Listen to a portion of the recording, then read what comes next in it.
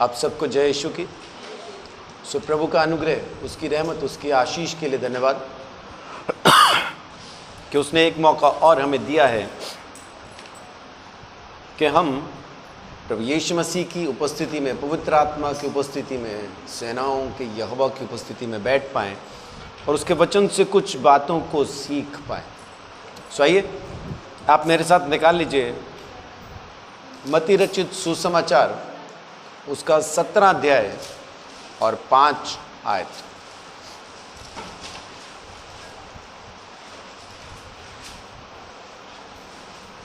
वह बोल ही रहा था कि एक उजले बादल ने उन्हें छा लिया और उस बादल में से यह शब्द निकला, यह मेरा प्रिय पुत्र है जिससे मैं प्रसन्न हूँ, इसकी सुनो। बाइबल क्या कहती है कि यह मेरा प्रिय पुत्र है, इसकी सुनो।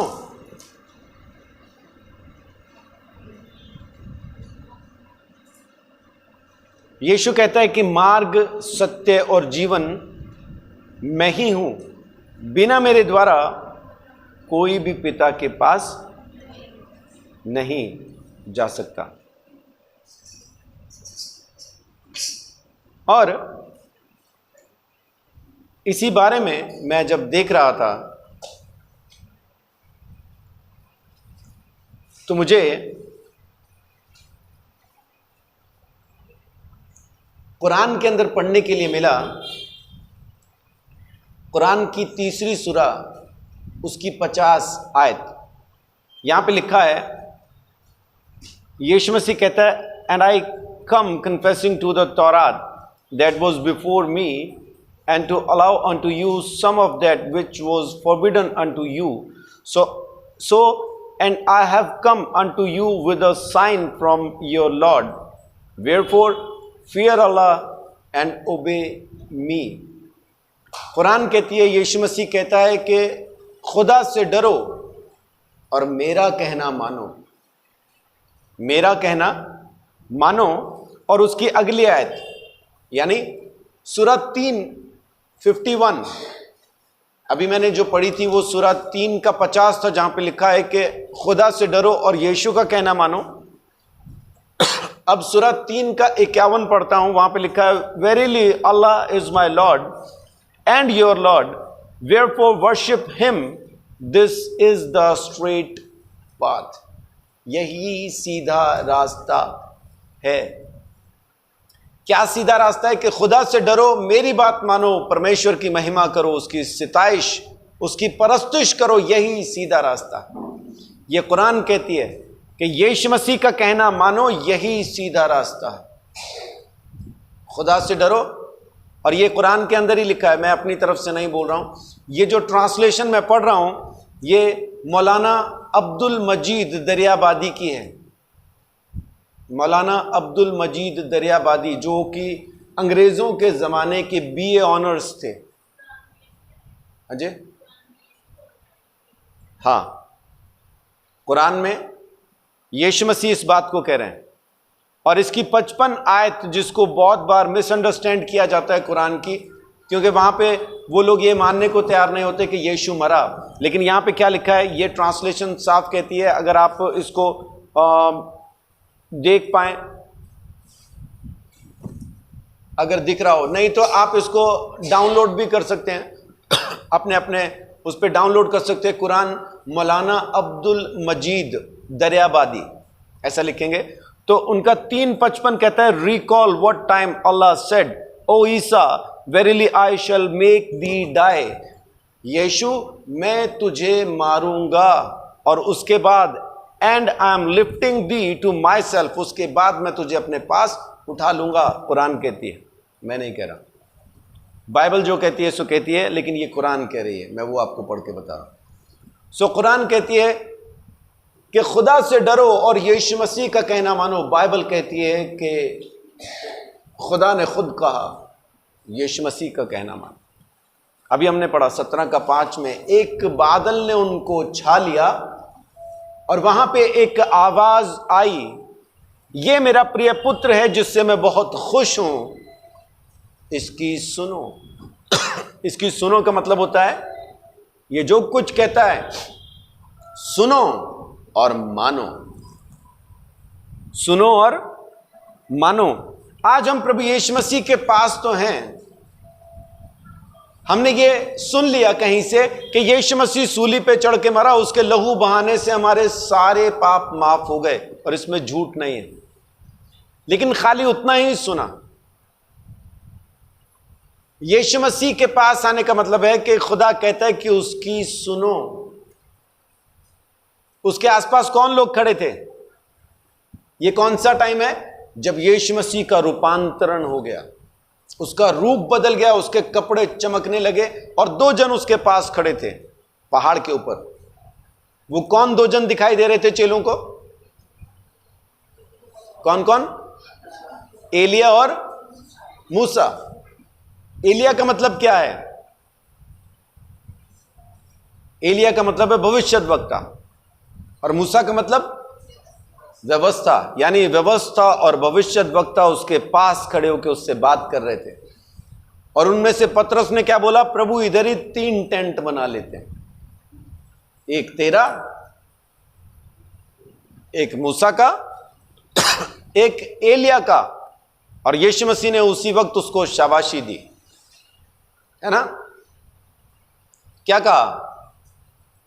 शैतान दूर हो जा। खुदा ने अभी अभी कहा इसकी सुनो, वो अपनी सुना रहा है। इधर ही बना लेते 3 टेंट, तुझे मरने की जरूरत नहीं है ना, इधर ही बना लेते। यीशु मसीह उनको वैसा नहीं सुनता। यीशु कहता है कि लोग उसकी सुने। परमेश्वर ने क्या कहा? यीशु की सुनो। हम यीशु मसीह के पास तो आए हैं, लेकिन उसके पास आने का मतलब यह नहीं कि बस उसने खून बहा दिया और हमने यकीन कर लिया और अपने पापों से छुटकारा पाके और अपने पापों में लगे। यीशु मसीह के पास आने का मतलब है कि हमने प्रभु यीशु मसीह को जान लिया, अब हमें उसकी बात को सुनना और मानना जरूरी है। जब तक हम उसकी बात को सुन के मानेंगे नहीं, तो किस तरह से हम अपने गुनाहों से आजाद हो जाएंगे? देखिए, यीशु मसीह के पास आके कुछ लोग कहते हैं कि प्रभु की सेवा करने के लिए मैं क्या करूं? हम क्या करें परमेश्वर की सेवा करने के लिए? यूहन्ना 6:28 में यह सवाल लिखा है। लोगों ने आके कहा हम क्या करें? उन्होंने उससे कहा परमेश्वर के कार्य करने के लिए हम क्या करें? परमेश्वर का कार्य करने के लिए हम क्या करें? यीशु मसीह ने उत्तर दिया, यीशु ने उन्हें उत्तर दिया, परमेश्वर का कार्य यह है कि तुम उस पर जिसे उसने भेजा है विश्वास करो। विश्वास करो। विश्वास का मतलब क्या है? कि जब तक हम उसकी कही बात को मानते नहीं, जब तक हम उसकी कही हुई बात को सुनते नहीं, तब तक कैसे समझ में आएगा कि हमने यीशु मसीह पर विश्वास किया? अगर आज की तारीख में कोई आके कहे, किसी बंदे का नाम लेके, मान लीजिए कोई मेरे पास आके कहता है कि रतनगढ़ में रहने वाले दर्शन भाई ने बोला है कि वो ये काम उनके लिए कर देंगे, और मुझे आके पूछते हैं दर्शन भाई ने ये बोला है, वो कर देंगे क्या? तो मैं बोलूंगा हाँ कर देंगे, क्योंकि आज तक उन्होंने मुझे जो कुछ कहा उन्होंने किया है। ऐसा ही इंदु बहन के लिए कोई आके बोले, इंदु बहन ने मुझे बोला है फलान टाइम पे मेरी उतनी मदद कर देंगे, वो कर देंगे क्या? हाँ कर देंगे, उन्होंने पहले भी ऐसा किया है। तो कैसे विश्वास हो पा रहा है मुझे? क्योंकि वो जो कुछ कह रहे हैं मैंने उनको वो करते हुए देखा है। यीशु मसीह पे आप विश्वास कैसे कर पाएंगे जब तक आप उसकी बातों को मानते ही नहीं? आप यीशु मसीह ने जो कुछ कहा आपने सुना और उसको माना, और उसके बाद आपने देखा कि हाँ जो कुछ यीशु कहता है वैसा ही हो रहा है, तो आप यकीन कर पाएंगे। लेकिन अपना यकीन क्या है? नहीं, प्रार्थना करो प्रभु सुनेगा। सुन रहा भाई, वो तो वेश्या की भी सुन रहा है, सुन तो वेश्या की भी रहा है वो, इसमें क्या दो राय है? क्या वेश्या के घर पे खाना नहीं पकता? पकता है। वो आतंकवादी जो अभी अभी जहाज से वर्ल्ड ट्रेड सेंटर को उड़ा के आया, क्या घर पे आके उसको खाना नहीं मिलेगा? क्या उसके खाने में कीड़े पड़ जाएंगे? आराम से खाएगा, तल के भून के, जैसा चाहेगा वैसा खाएगा और पूरे आनंद से खाएगा। तो वो तो अभी अभी इंसानों का खून करके आया, तो उसको तो रोटी नहीं मिलनी चाहिए फिर इस हिसाब से। मिलती है, चोरों को, लुटेरों को, वेश्याओं को, खूनियों को, सबको रोटी मिल रही है, सबको घर मिल रहे हैं, सबकी शादियां होती, सबके यहाँ पे बच्चे होते हैं, किसी के यहाँ कोई काम नहीं रुक रहा है। हम सोचते कि परमेश्वर हमारी प्रार्थना सुन रहा है, यही बड़ी बात है। वो सबकी सुन रहा है, सबकी सुन रहा है, सबकी मानता है। हमारी सुन रहा खाली वैसा नहीं है, वो सभी की सुनता है, सभी की मानता है। तो अब हम क्या करें? जांचना यह है कि मैं उसकी सुनता हूं कि नहीं, मैं उसकी मानता हूं कि नहीं। अगर मैं उसकी सुन के मानता हूं तो मुझे यीशु पे विश्वास है, और अगर मैं उसकी सुन के करता वो हूं जो मुझे अच्छा लगता है, तो मुझे उसकी बात पे विश्वास नहीं, फिर मुझे अपनी ही बातों पे विश्वास है, फिर मैं अपने ही हिसाब से चलता हूं।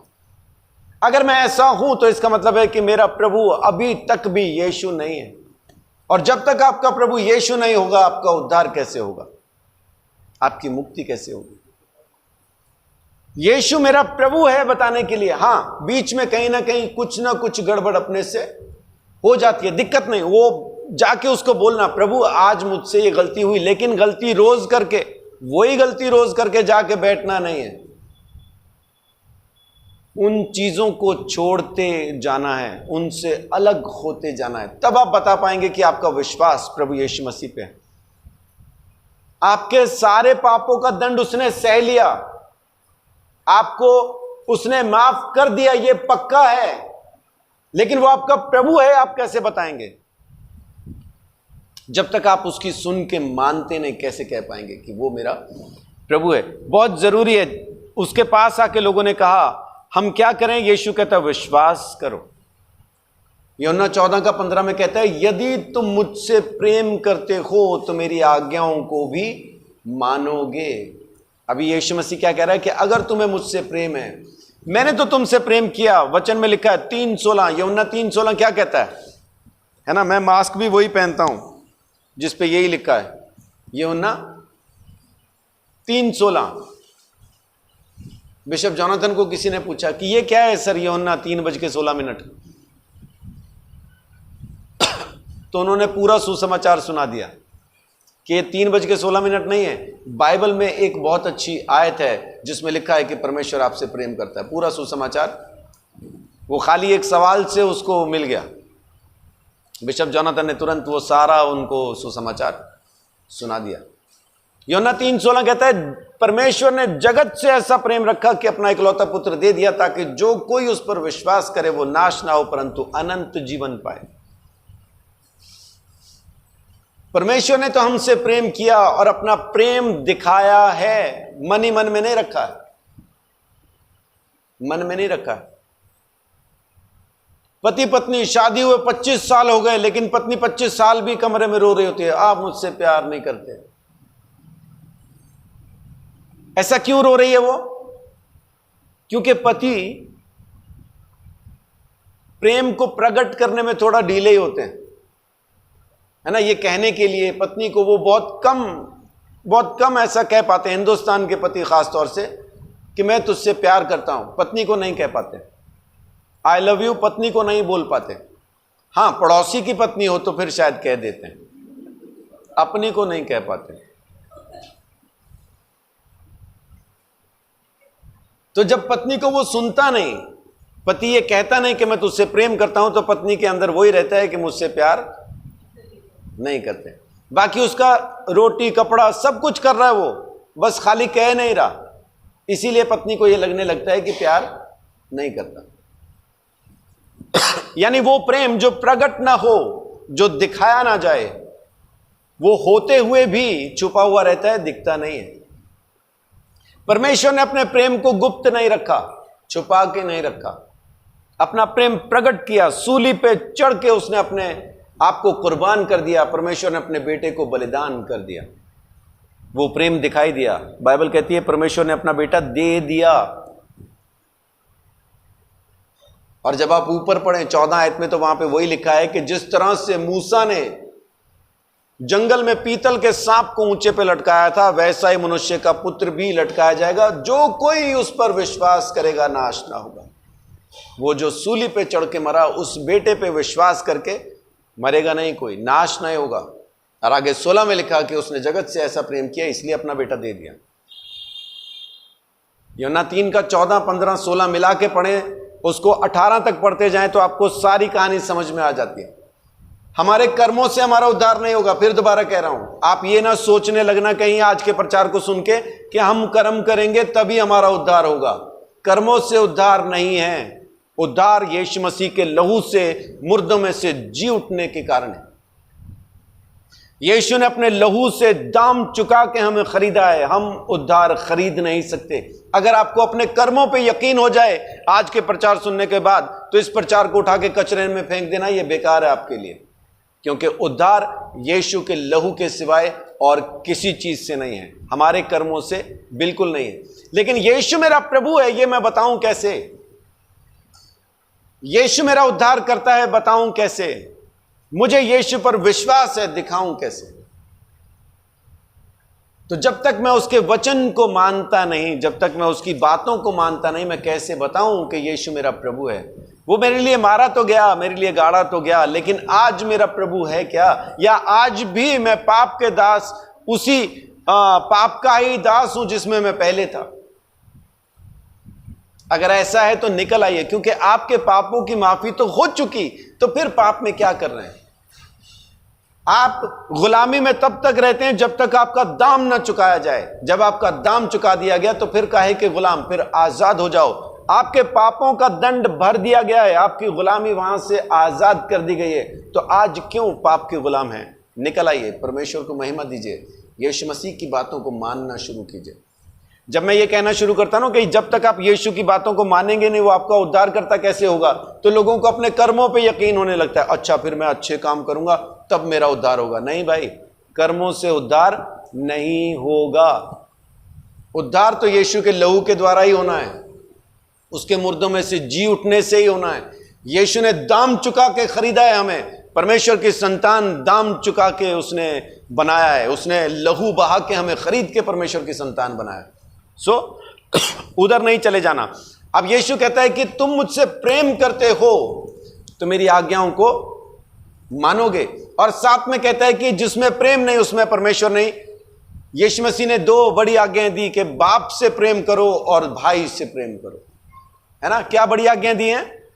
बाप से प्रेम करो और भाई से प्रेम करो। बाप से कैसे प्रेम करो? पूरी ताकत, सारी जो कुछ तुम्हारे अंदर है वो सब कुछ लेके अपने बाप से प्रेम करो।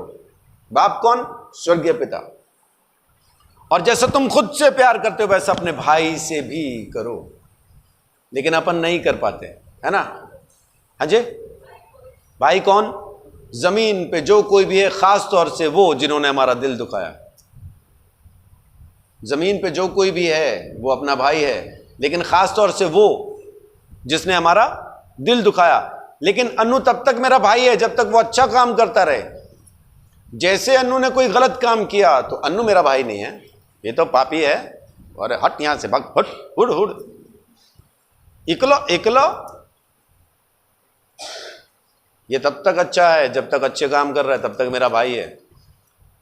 एक गलत काम कर दे बस अपना भाईचारा खत्म, है ना? लेके डंडा भगाओ बंदा। मुझे जंडली से फोन आया था कई साल पहले। सच में दुख उठा के मानना पड़ता। यीशु मसीह ने भी दुख उठा के मानी, है ना? बाद में, है ना? अभी मेरा टाइम है, ये टाइम मेरा है। जंडली से मुझे फोन आया, एक पास्टर ने मुझे फोन करके कहा, पास्टर आपके चर्च में एक औरत आ रही है, हिंदू बहनी लाई थी, वो वेश्या का काम करती है, उसको चर्च में नहीं आने देना, निकाल दो। मैं कहा बड़ा अच्छा किया आपने बता दिया, मैं निकाल दूंगा। भेजूं कहां? भेजूं कहां? आप क्या बोल रहे हैं? मेरा हॉस्पिटल है, मैं डॉक्टर हूं, मैं हॉस्पिटल चलाता हूं, और आप मुझे फोन करके बोलते हैं पास्टर आप, डॉक्टर साहब आपके हॉस्पिटल के अंदर एक ऐसा मरीज आने वाला है जिसकी किडनी खराब है, जिसके लीवर खराब है, जिसका फेफड़े खराब है, शराब पी पी के सब कुछ खत्म कर दिया, उसको एडमिशन नहीं देना क्योंकि वो अभी तक भी शराब पीता है। तो क्या करूं? क्या करूं? उस मरीज को दाखिल करूं या भेज दूं? क्या करूं? मैं डॉक्टर हूं तो मेरा फर्ज है कि मैं उसे दाखिल करूं। शराब छोड़े नहीं छोड़े? सागर किधर है? आपके पापा किस वजह से बीमार हुए थे? लीवर खराब हो गया था, है ना? अमिताभ बच्चन से मिले नहीं? अमिताभ बच्चन ने बताया दारू पीने से लीवर खराब हो जाता। तो कहां पे थे वो? लास्ट टाइम पे कहां थे? मरने से पहले क्या उनको हॉस्पिटल में दाखिल नहीं किया था?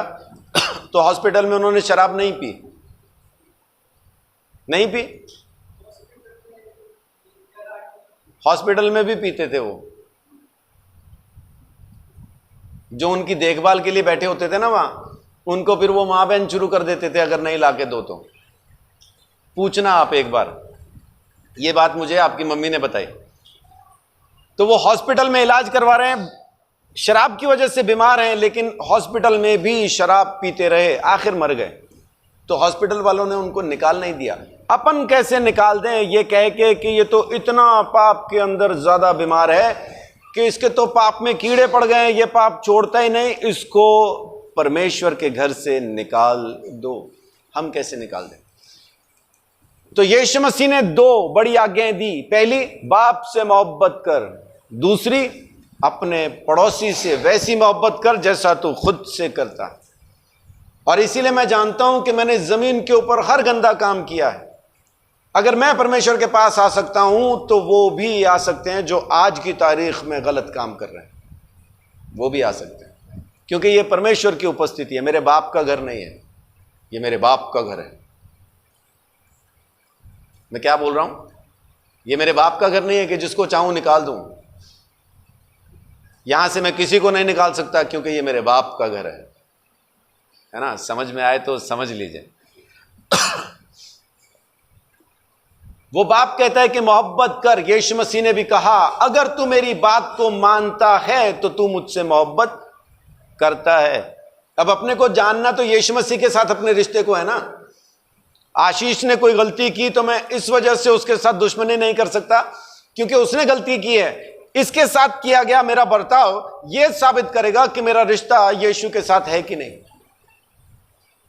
आशीष ने गलती की, मैंने उसको भगा दिया, मेरा रिश्ता यीशु के साथ नहीं है, साबित करता। आशीष ने गलती की, मैंने उसको नजरअंदाज करके फिर दोबारा उसको मौका दिया। क्यों? क्योंकि मुझे मेरे बाप के साथ, यीशु मसीह के साथ अपना रिश्ता खराब नहीं करना। अपन दुनिया के रिश्ते के चक्कर में बाप के साथ रिश्ता बिगाड़ के बैठ जाते हैं और फिर उसके ऊपर बनते भी धर्मी हैं। मालूम कैसे? ऐसा सफेद वाले धर्मी, मैं पापी नहीं हूं, तू है, मैं नहीं हूं, ये वाले बनते। असल में है अपन ऐसे है, ऐसे। हाँ, है ना? वो अपन सोचते अपन ऐसे हैं, लेकिन वो जो अंदर छुपा हुआ ना, तो हम ऐसे हैं। तो इसलिए यीशु मसीह कहता है कि अगर तुम मुझसे मोहब्बत करते हो तो मेरी बातों को भी मानोगे और यीशु में बने रहो। यीशु में बने रहो। कैसे बने रहेंगे? 15:10 पढ़िए। यूहन्ना 15:10। यदि तुम मेरी आज्ञाओं को मानोगे तो मेरे प्रेम में बने रहोगे, जैसा कि मैंने अपने पिता की आज्ञाओं को माना है और उसके प्रेम में बना रहता हूं। आमेन। यीशु मसीह ने गवाही दी, जैसा मैं अपने बाप के प्रेम में बना रहता हूं ना, आज्ञा मानने की वजह से, वैसा ही तुम भी आज्ञा मानने की वजह से मेरे प्रेम में बने रहोगे। तो उसकी आज्ञाएं कठिन नहीं है, मानना दुख उठा के पड़ता है, बस इतना है ना? दुख उठा के क्यों मानना पड़ता है? जो अभी अभी मां बहन करके गया उसी को आइए भाई जी बैठिए बोल के चाय देनी पड़ती है, उसकी इज्जत करनी पड़ती है। उसको लगता है ये तो है ही कुछ नहीं है, इसमें तो आदमी जैसी कोई बात ही नहीं है। अगर ये मर्द होता तो ऐसा थोड़ी करता, है ना? वो हम में मर्द ढूंढते रहते हैं, हम उसमें यीशु ढूंढते रहते हैं, और जिस दिन उसको हमारा मर्द मिल जाता है उसमें से यीशु खो जाता है। समझ पा रहे हैं? और अपन तो 2 मिनट में मर्द दिखाते हो उसको। 2 मिनट में छेड़ के देखो, जरा सा पूंछ पे पांव आया नहीं कि अपना फन खड़ा, कहां कहां डसू बता है। और तो कुछ नहीं, मेरी गली चो निकली तेरी नवी बाइक ते चरी टां पावांगे। मतलब क्या बताना चाह रहे? यीशु मसीह कहता है कि अगर तुम मुझे मेरे प्रेम में बने रहना चाहते हो तो मेरी आज्ञाओं को मानो, बस उसी में प्रेम हो जाएगा। हम प्रेम में बने रहेंगे, जैसा यीशु मसीह भी आज्ञा मान के अपने बाप के प्रेम में बना रहा। लिखा ना, अभी हमने पढ़ा, यीशु अपने बाप के प्रेम में कैसे बना रहा? आज्ञा मान के। तो अगर यीशु मसीह अपने बाप के प्रेम में आज्ञा मान के बना रहा तो हमको भी तो यीशु मसीह के प्रेम में आज्ञा मान के ही बने रहना पड़ेगा। दूसरा कोई तरीका नहीं है, दूसरा कोई तरीका नहीं है। और जब यीशु मसीह के प्रेम में हम बने रहेंगे, उसकी आज्ञाओं को हम मानेंगे, तो वो बाप भी हमसे प्रेम करेगा। आमीन, हालेलुया। 14 का 21 पढ़िए। ये सब यूहन्ना में ही है। जिसके पास मेरी आज्ञाएं हैं और वह उन्हें मानता है, वही मुझसे प्रेम रखता है, और जो मुझसे प्रेम रखता है उससे मेरा पिता प्रेम रखेगा, और मैं उससे प्रेम रखूंगा और अपने आप को उस पर प्रकट करूंगा। आमीन। प्रभु यीशु मसीह अपने आप को हमारे ऊपर प्रकट करना चाहता है। करेगा कब? जब हम उसकी आज्ञाओं को मान के उसमें बने रहेंगे, उसके प्रेम में बने रहेंगे। और बाइबल कहती है जो कोई मेरी बात मानेगा, मेरा बाप भी उससे प्रेम करेगा। मेरा बाप भी उससे प्रेम करेगा, मैं भी करूंगा, और मैं अपने आप को उसके ऊपर प्रकट कर दूंगा। मैं नहीं जानता हम में से कितने लोगों ने यीशु मसीह को देखा है। मैंने देखा, दूर से देखा है। तब मैं यीशु को जानता भी नहीं था। उस वक्त उसने मुझे कहा मुक्ति सिर्फ मेरे पास है, किसी और के पास नहीं है। तब मैं माता मनसा देवी की सिद्धि कर रहा था, और माता ने मुझे सीधा सीधा कह दिया था कि मेरे पास मुक्ति नहीं है। मैंने पंडित जी को जाके पूछा, मैं पंचकुला का रहने वाला हूं। पंचकुला सेक्टर 9 में प्राचीन शिव मंदिर, आज तो वो बहुत भव्य बन गया, सीमेंट सब कुछ वहां पे पत्थर वगैरह लग गया। तब वो कच्चा हुआ करता था, कच्चा था नीचे सब कुछ,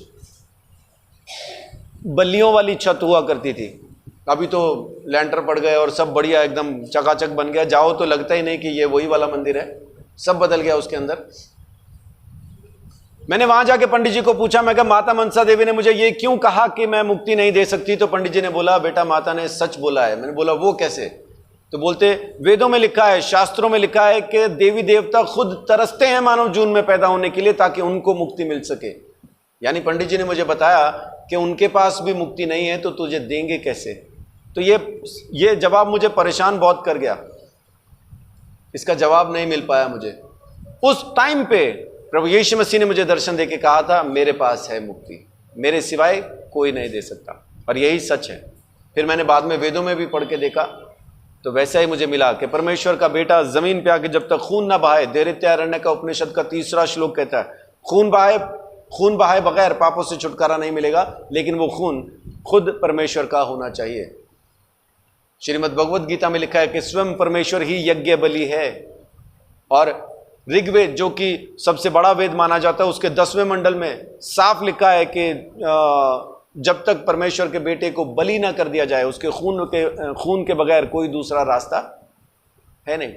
मुझे समझ में आया परमेश्वर प्रेम करता है हमसे, आपसे, और साफ लिखा है कि जब तक हम उसके पास ना आए, उससे प्रेम ना करें, उसकी आज्ञाओं को ना माने, वो अपने आप को हमारे ऊपर प्रकट नहीं करेगा।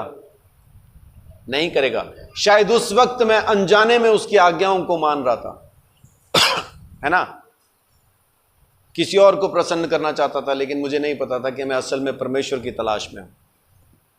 मुझे मुक्ति चाहिए थी और मैं सोच रहा था कोई भी दे सकता है, लेकिन तब पता चला यीशु के सिवाय कोई नहीं दे सकता।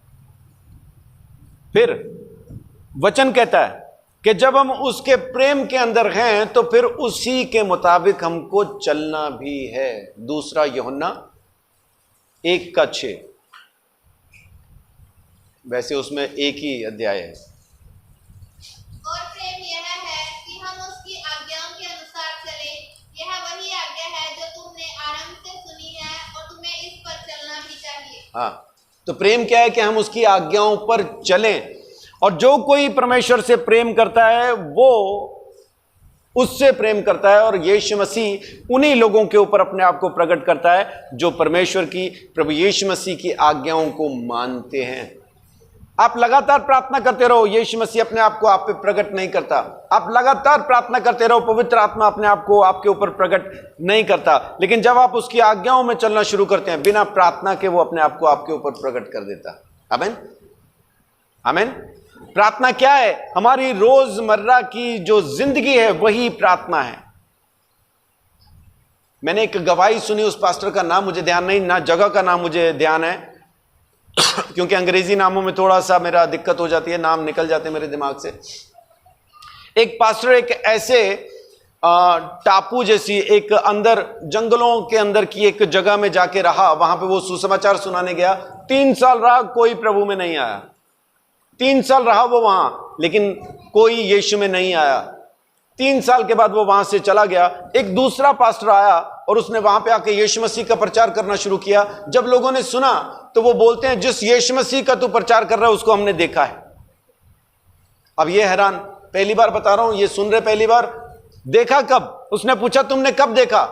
तो बता रहे देखा हमने, वो उस मकान के अंदर 3 साल रह के गया है। वो पास्टर जो 3 साल वहां रहा, उसके जीवन चरित्र को जब लोगों ने देखा तो वो यीशु मसीह के जैसा था। पड़ोसी से झगड़े नहीं करता था वो लोगों के साथ मिलके दूसरों के बारे में कुछ नहीं बोलता था। जबान यीशु मसीह की जैसी थी, उसकी आंखें यीशु मसीह की जैसी थी, उसका चलना फिरना, लोगों से मिलना यीशु मसीह के जैसा था। जब दूसरे पास्टर ने जाके यीशु मसीह का प्रचार किया, लोगों ने तुरंत कहा वो तो 3 साल यहां रह के गया है, हम उसको जानते हैं। और वो पूरा गांव आज प्रभु यीशु मसीह में है। यीशु मसीह की वजह से नहीं, उस पास्टर की वजह से, उस सुसमाचार प्रचारक की वजह से, जिसने वहां रह के उनको यह बताया यीशु मसीह दिखता कैसा है।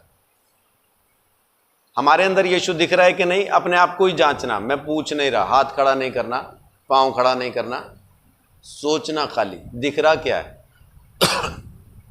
अगर मैं किसी जगह पे 3 साल रह के आया हूं, क्या वो लोग मेरे बारे में ये कह पाते हैं हमने यीशु को देखा है? क्या वो ये कह पाते हैं कि प्रभु के लोग सच में बहुत अच्छे होते हैं, यहां रह के गए 3 साल? या जो भी घर हमने छोड़ा झगड़े के साथ छोड़ा है। सोचिए, अपने आप को जांचिए। जरूरत है अपने आप को जांचने की, पहचानने की।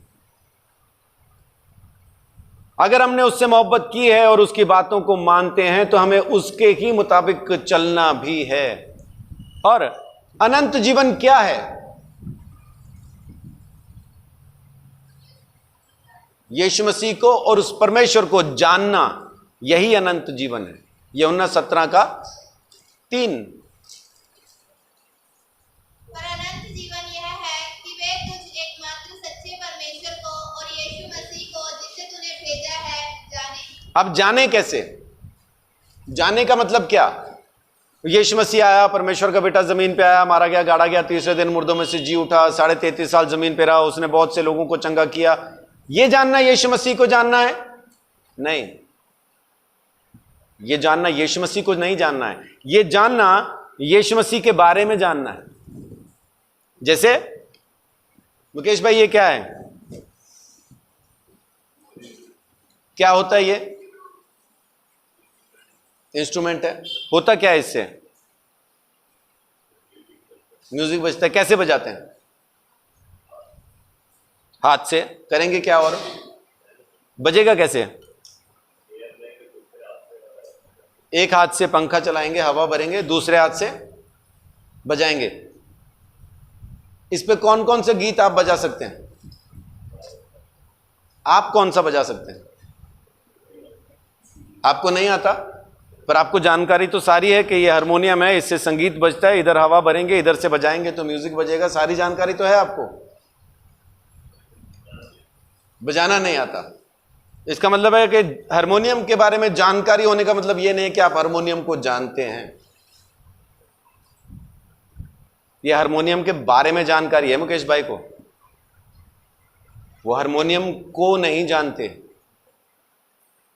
आज तक अपने पास बाइबल पढ़ने के बाद अपने पास क्या है? यीशु मसीह की जानकारी है। यीशु मसीह की जानकारी और यीशु मसीह को जानना, ये दो अलग अलग चीजें। मुकेश भाई हारमोनियम की जानकारी रखते हैं, हारमोनियम को नहीं जानते। मैंने आशीष को क्यों नहीं कहा कि ये क्या है?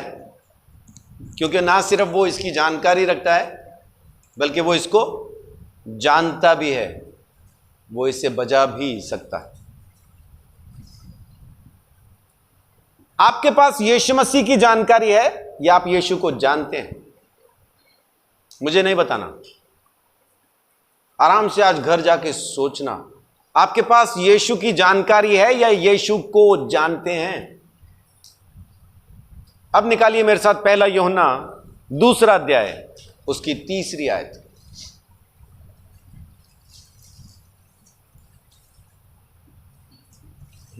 2-3।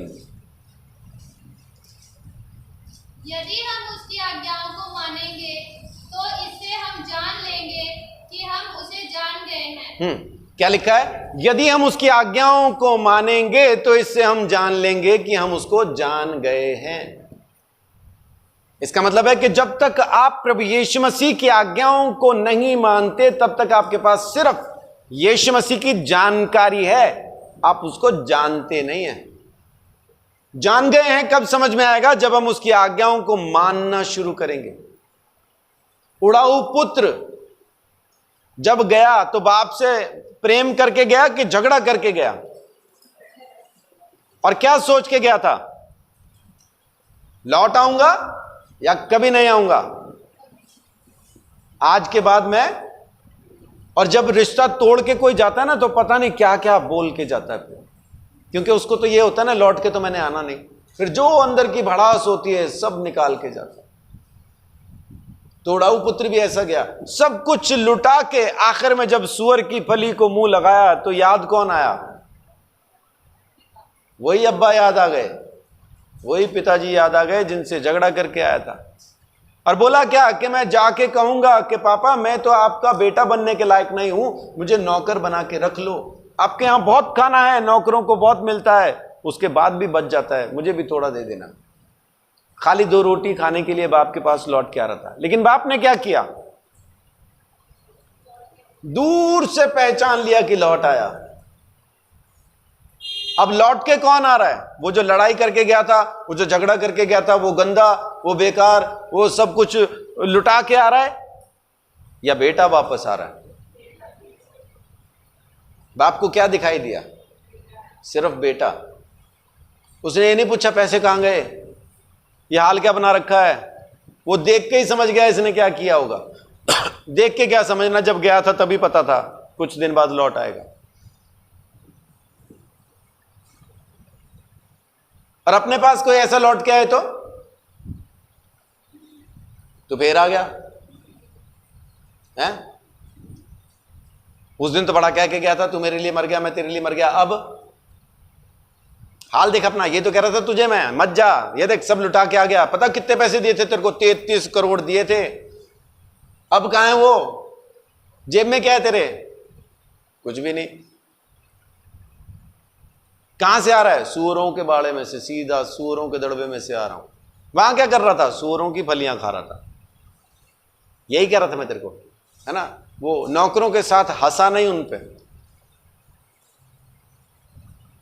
बल्कि नौकरों को कहा मेरा बेटा आ गया। नौकरों के लिए दोबारा वो मालिक बन गया। हाँ जी आ गया जी, चल चप्पल ला, जूता ला, कपड़े ला, अंगूठी ला, पगड़ी ला, सब पहना, फटाफट दावत का जश्न की तैयारी कर। ये बाप का घर है। इतने में आगे पास्टर जी, बड़ा भाई, बड़े भाई ने आके क्या बोला? काहे का जश्न? वो भी इस पापी के लिए? ये लुच्चा गालियां देके गया था जो, इसके लिए जश्न कर रहे तुम? मैं इधर का पास्टर हूं, इतने अच्छे से चर्च चलाता हूं, मेरे लिए तो कोई जश्न नहीं किया तुमने, इस पापी के लिए जश्न कर रहे। बाप क्या बोलता है? तू तो यहीं था यार, तू कहां गया था? तेरा काहे का जश्न? तेरा जो होना था हो लिया। ये मर गया था जो जिंदा हो गया, ये खो गया था जो लौट आया। अगर बाप उसी टाइम उसके साथ बैठ के तय करना शुरू कर देता, देख ठीक है तू घर में तो आ गया, लेकिन अब ऐसे ऐसे चलना पड़ेगा तो रखूंगा घर में, तो रहता क्या वो अगली रात को फिर निकल जाता है, यार ये तो यहां नहीं रह पाऊंगा, निकलते ही हैं। अपन तो वही अच्छे, सुअरों में ही ठीक है। सुअर कम से कम मेरे को ताने नहीं मारते, मेरे को पूछते नहीं। यीशु मसीह को जानना है तो उसकी आज्ञाओं को मानिए, उसकी मोहब्बत में जीना शुरू कीजिए, तब पता चलेगा यीशु कौन है। यीशु की जानकारी आपका उद्धार नहीं करती, यीशु मसीह को जानना आपके लिए अनंत जीवन है। जब तक आप यीशु को नहीं जानेंगे अनंत जीवन नहीं होगा। ये किताब पढ़ने से पोथी पढ़ पढ़ जग मुआ, पंडित भया न कोई, 2.5 अक्षर प्रेम के पढ़े 100 पंडित हुए। इसको 36,000 बार पढ़ लो, उद्धार नहीं होगा। इसके अंदर जो प्रेम है ना, एक बार समझ में आ गया तो तुरंत उद्धार हो जाएगा। यीशु मसीह को जानना बहुत जरूरी है, उसकी जानकारी रखना जरूरी नहीं, यीशु को जानना। और जानेंगे कैसे, क्या लिखा है 3री आयत में? यदि हम उसकी आज्ञाओं को मानेंगे तो इससे हम जान लेंगे कि हम उसे जान गए। कैसे जानेंगे? आज्ञाओं को मानेंगे तो जान लेंगे कि उसको जान गए। आज्ञा ही नहीं मान रहे, नहीं जी यहां नहीं मैं मान सकता आज्ञा, अगली बार देखूंगा। तो अगली बार कभी नहीं आएगी मेरे भाई, जब भी आएगी यही बार आएगी, अगली नहीं आती कभी। पापी है बोल के दुत्कार देना बड़ा आसान है। यीशु मसीह ने कहा आसान क्या है, जा तेरे पाप माफ हुए, ये कहना या ये कहना कि अपनी खाट उठा और चल फिर। लोग उसी वक्त कहने लगे ये कौन है जो पाप माफ करे।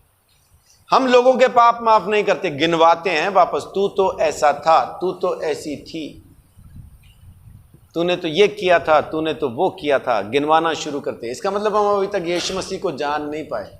4थी आयत पढ़िए, क्या है? जो कोई यह कहता है मैं उसे जान गया हूँ और उसकी आज्ञाओं को नहीं मानता, वह झूठा है और उसमें सत्य नहीं।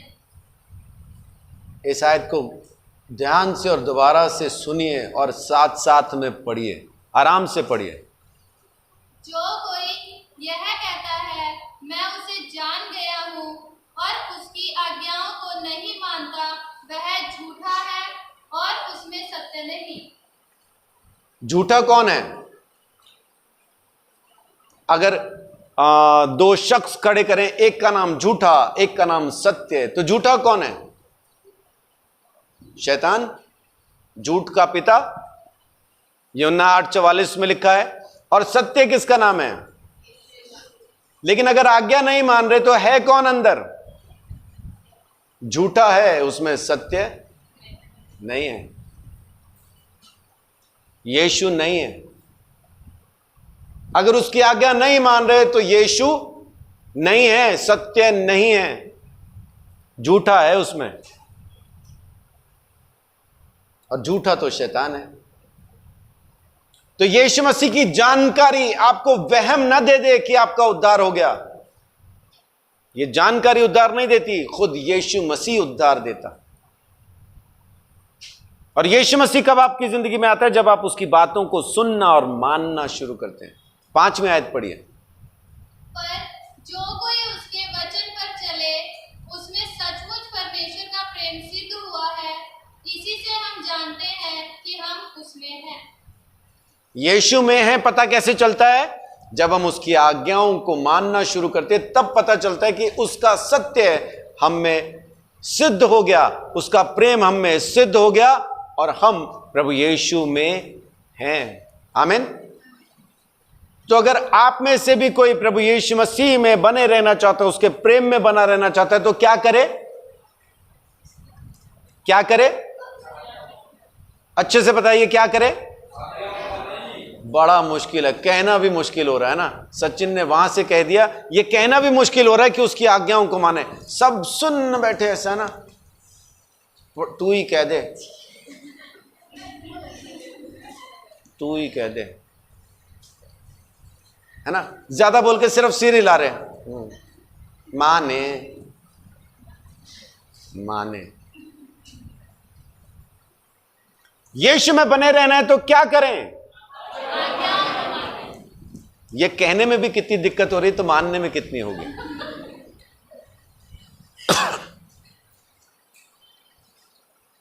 एक बार मानना शुरू कीजिए, फिर सब कुछ आसान हो जाता। शुरू करना मुश्किल है, खत्म करना मुश्किल नहीं, क्योंकि फिर वो जिसने ये भला काम हमारे अंदर शुरू किया है, खत्म भी वही करेगा। आमीन। फिलिपियों 1:6। फिलिपियों 1:6।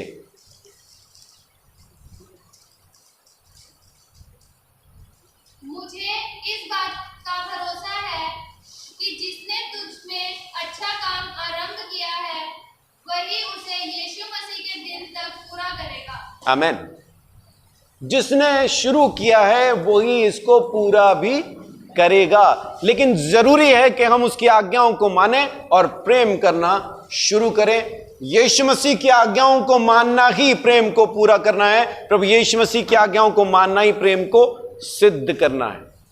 आज्ञाओं को मानेंगे तो यीशु आप में है, आज्ञा नहीं मानते तो झूठा आप में है। अपने आप को धोखा नहीं दो, अपने आप को धोखा नहीं दो। याकूब 1:22 में क्या कहता है? सुनने वाले नहीं, वचन पर चलने वाले बनो। याकूब 1:22। अतः तूने देख लिया कि विश्वास ने ये दो है ये, परंतु वचन पर चलने वाले बनो 1:22। और केवल सुनने वाले ही नहीं जो अपने आप को धोखा देते हैं। आपने 2:22 पढ़ा, दोबारा पढ़िए। परंतु वचन पर चलने वाले बनो और केवल सुनने वाले ही नहीं जो अपने आप को धोखा देते हैं। अपने आप को धोखा देते हैं। धोखा किस बात का? मेरा उद्धार हो गया, मैं यीशु मसीह को जानता हूं। आप यीशु को जानते हैं का मतलब है कि आप उसकी आज्ञाओं को मानते हैं। फिर से कहता हूं, आज्ञा मानने से उद्धार नहीं है, यीशु मसीह से है।